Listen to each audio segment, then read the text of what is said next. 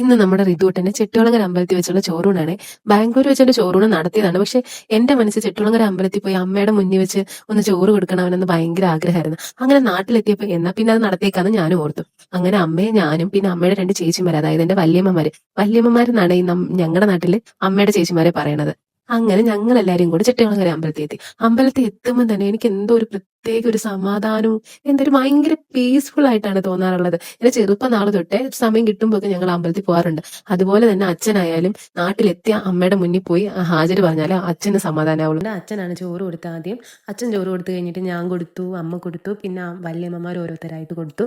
അതിനുശേഷം ഞങ്ങൾ അവനൊരു തുലാഭാരവും കൂടെ ചെയ്തായിരുന്നു. പഴക്കൊലം ഉണ്ടായിരുന്നു തുലാഭാരം ചെയ്തിരുന്നത്.